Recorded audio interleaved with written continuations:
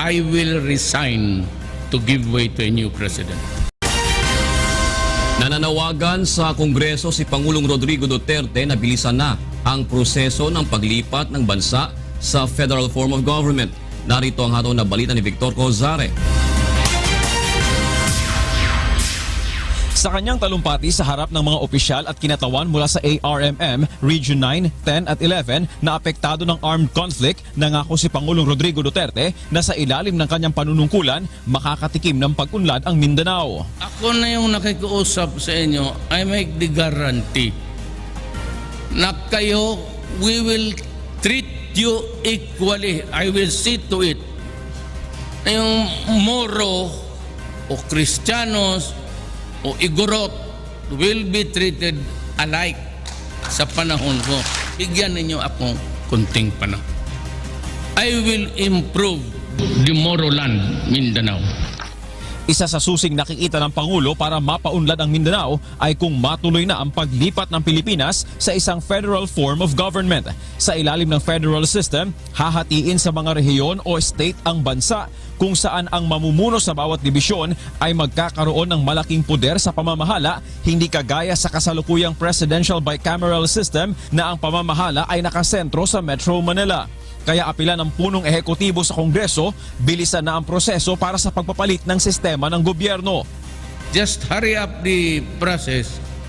Pagka nandyan na yung federal, tapos paghati-hatiin na yung region, federal region ganon, at more power yan sa baba, less power doon sa itaas, at kayo na ang bahala kung ano ang nakita ninyo dito. But Mindanao holds a promise sa agriculture. At kung sino yung napili ninyo na gobyerno, yun ang magpatakbo, yun ang magagamit ng pera.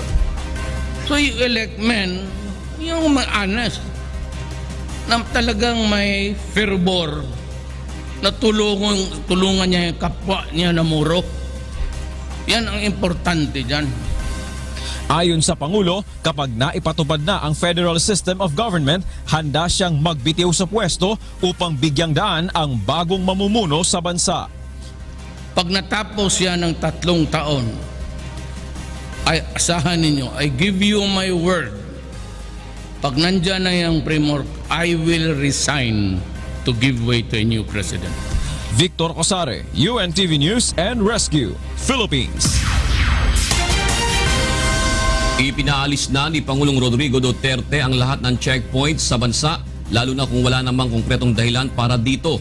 Hindi lamang ang mga police at military checkpoint ang ipinatatanggal ng Pangulo, kundi maging ang mga roadblock na inilalagay ng Moro Islamic at Moro National Liberation Front sa Mindanao. Narito ang pahayag ni Pangulong Rodrigo Duterte. Only if it is necessary, only if there is specific reason to do it, I am ordering all checkpoints dismantled. Dito, yung MI, kung may purpose kayo, pag wala naman, huwag kang mag-checkpoint. MNLF, ganon rin. Pag walang purpose, huwag ka na mag-checkpoint. Kasi pagpagulo ng buhay ng Pilipino.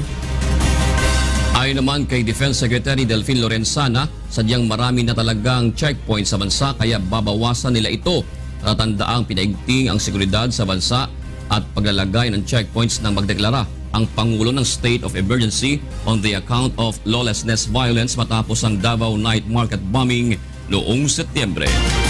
Wala naman daw atrasan at posibleng lumobo pa sa hanggang 30,000 ang masasawi kapag hindi natuldukan ang problema laban sa droga. Yan ay ayon kay Pangulong Duterte. Kasabay niyan, nangako rin ang Pangulo na titigilan na ang pagmumura. Yan ang inaksyonan ni Maricel Halil. Ladies and gentlemen, Habang pauwi sa Pilipinas mula sa 3 araw na official visit mula sa Japan, nabuo raw ang pangako ni Pangulong Duterte na hindi na magmumura. While I was coming over here, and I just, everybody was asleep, snoring. But a voice said that, if you don't stop, if that's, I will bring this plane down now. And I said, who is this? So of course it's God. Okay. So I promised God to not to express slang, cuss words, and everything. So you guys hear me right always, because promise to God is He promised to the Filipino people. Ibig sabihin ba nito na hindi na rin makakatikim ng maanghang niyang salita ang Estados Unidos, European Union at si Senadora Laila de Lima? There's always a timing. There's always a timing, a time for everything, time to be foul-mouthed, and a time to, ano pa man, ayaw ko mababasa. I do not want anybody reading my mind because hindi na ako makadiskarte. But it's all calibrated. It's all, but timing. Fernandez of Ayon sa Pangulo, gusto lang niyang maging ligtas sa krimen at katiwalian ng mga Pilipino. Babala niya posibleng lumobo pa ang bilang ng mga namamatay sa ilalim ng kampanya laban sa ilegal na droga. I'll tell you, I will triple it. Pag hindi nasunod ang gusto ko to get rid of my country, you can expect about 20,000 or 30,000 more. Umaasa rin siyang babawiin na ng Korte Suprema ang temporary restraining order na ipinataw noong Hulyo laban sa pagpapatupad ng curfew sa Quezon City, Navotas at Maynila. Sa isyu ng kontraktualisasyon sa pribadong sektor, aminado si Digong na hindi pa ito matutuldukan sa ngayon. At this time of our national development, we are not as yet ready to assume the burden of providing everybody with the salary that can compare with and even in the matter of managerial level. Wala pa ho tayong, ako ang sweldo ko, 130 lang. Pasalubong ng Pangulo sa mga Pinoy ang pangako ng Japan na tutulong sa bansa sa larangan ng ekonomiya at depensa. Nagkasundo rin ang dalawang bansa na magsagawa ng joint naval exercises. Sa mga may takot naman sa pagbuo ng ugnayan ng Pilipinas sa mga bansang China at Russia, ito ang mensahe ng Pangulo. Hoy! Hoy! Wala ng komunista, that's an ideology that is long gone. PNP Chief Ronald De La Rosa says the dismantling of fixed checkpoints will not be their handicap. President Rodrigo Duterte earlier ordered that such checkpoints be dismantled because they cause travel delays. Director General De La Rosa himself admitted that fixed checkpoints have become irrelevant since criminals evade them. Instead of fixed checkpoints, the PNP plans to establish mobile checkpoints when needed. He said he has already instructed the PNP's regional directors to dismantle the fixed checkpoints. Sa ibang balita naman, naharap sa disbarment na case si Senadora Laila de Lima sa Korte Suprema. Ito'y dahil umano'y sa pagkakaroon niya ng relasyon sa dati niyang driver na si Ronnie Dayan.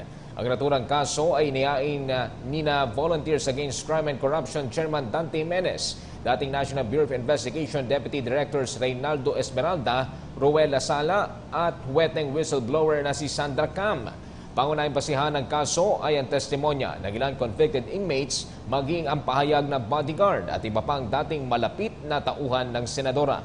Inakusahan din ng mga ito si De Lima bilang immoral at lumabag sa kanyang sinumpaang tungkulin bilang isang abogada. Matatandaang nagsagawa ng investigasyon ng Kamara kaugnay sa manay pagkakasangkot ni De Lima sa illegal drug trade sa New Bilibid Prison.